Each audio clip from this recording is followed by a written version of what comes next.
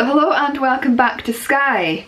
It is now the evening here on day 2 on the island, and surprisingly it's very clear outside and we've got loads of stars. So what I want to do is, because I'm staying in this really quirky cottage which was gifted to me for the weekend by the rental company Cottages and Castles, I want to get out and just take some images of it, just because we've got the stars.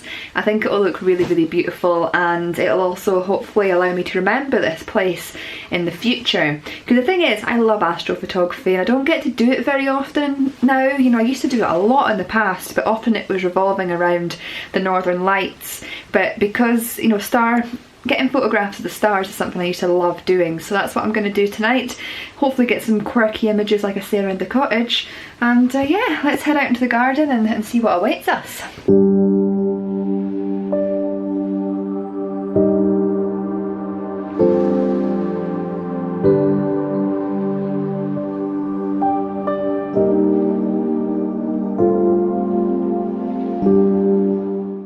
So there's something truly wondrous about being out at night, and as I said in the intro, this is something I rarely do nowadays, but it's something I used to do a lot.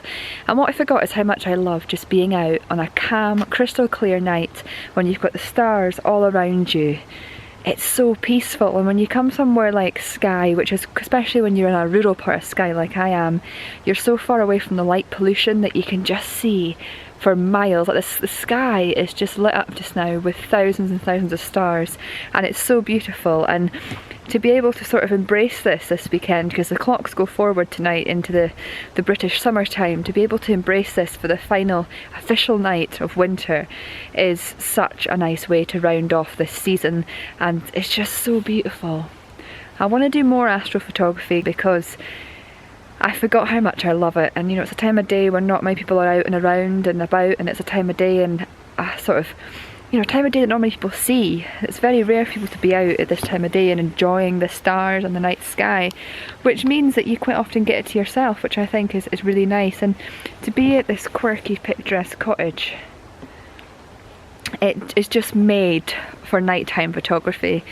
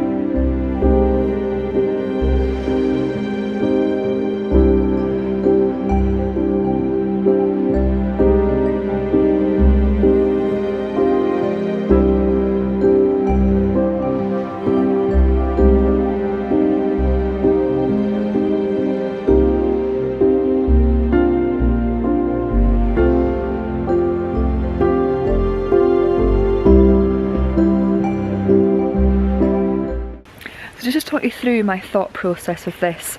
What I want is to capture the beautiful white cottage with its nice quirky red door, but when I had all the lights on inside, it was too harsh against the sky that we've got. It was very bright. So what I've done is I've turned off all the main lights in the house. I've put on a lamp in the living room, and I've also put on the hall light, which is allowing some light to come into the kitchen, which is illuminating the windows and allowing some light to come into the garden, but it's not so bright that it's taken away the focus from the sky. This is so beautiful. I'm just taking some shots just now just of the cottage with the stars, just to try and get a nice sort of focal point, and then I'm going to go and stand beside the house to show some scale, to show me interacting with it in this beautiful cottage that I've spent this weekend. What a stunning way to finish this time on Skye though.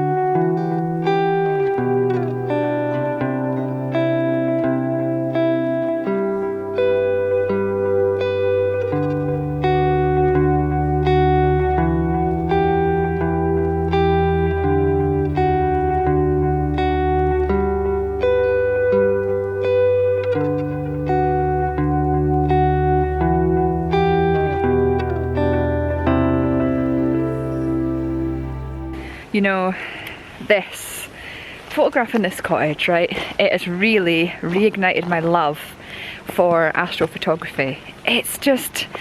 It's something so creative and so exciting about shooting the stars in the night sky and doing a type of photography that you don't do all the time. You know, I love landscape photography, I also really enjoy wildlife photography, but I do both of them quite frequently, especially landscapes anyway. But astrophotography is something that I very rarely get the chance to do nowadays, and to come out tonight and be doing this, it's really made me want to do it more. And we're literally 5 minutes down the road from Fairy Glen, so I'm going to go and ask Ed if he fancies coming with me so that I can continue my astrophotography journey in a very well-known location here on Skye. Ed! Do you want to come to Fairy Glen with me? Oh, Ronnie, the pyjamas on. Oh, he's got his pyjamas on. Come on, this is great fun. It's really starry outside. Is that where you was at, Today, yeah. Okay. Just put on some clothes. Okay, yeah, I'll be a few minutes. Okay, right, we're going to Fairy Glen. Let's go. So it's going to be interesting, get some sort of iconic shots, or not iconic shots, but to get some photographs of an iconic location with the stars, because that's something I've only seen a handful of times at Fairy Glen. So hopefully get some really unique images, and it'll also be nice to see it after dark, given that I did one of my workshops there today at sunset.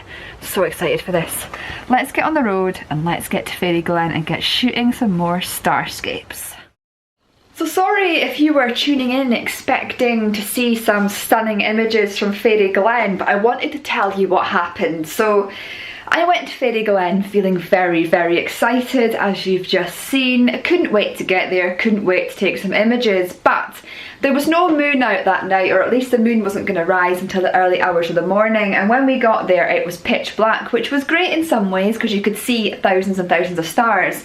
But because there was no moon, there was no light to light up the beautiful scenes in front of me, the old castle, all the rocks and that. So these are the images that I took, and as you can see, they're not interesting at all. And the second image, you can see that I tried to light up the castle with my head torch, but it just wasn't happening. So unfortunately, this wee adventure to Fairy Glen that I thought was hopefully going to get me some really interesting photographs didn't. But one day I will have to go back there and try and shoot it when the moon is out, because although it'll stop the stars being as visible, we will have some light on the foreground and it'll hopefully add some interesting images. So on this time it didn't work, and I scraped my car as I was going to Fairy Glen.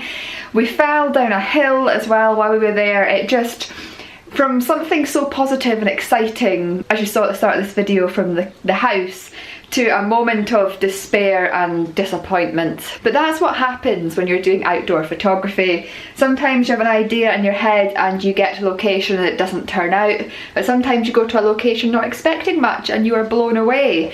But you've got to be out there, you've got to be in it to win it, and you've got to try. So those images didn't work this time, but hopefully next time. That's the end of my Isle of Skye trip. I want to say a huge thank you for watching it. In the next few episodes you're going to see me staying in some very unusual glamping pods, or a glamping pod in the Aberdeenshire coast. Somewhere really interesting and unique, which I think you're all going to love, and some great photographic adventures while I was there too. So tune in next time for that. As always, I want to say a huge thank you for watching. I really appreciate it, and yeah, I'll hopefully see you all again next time.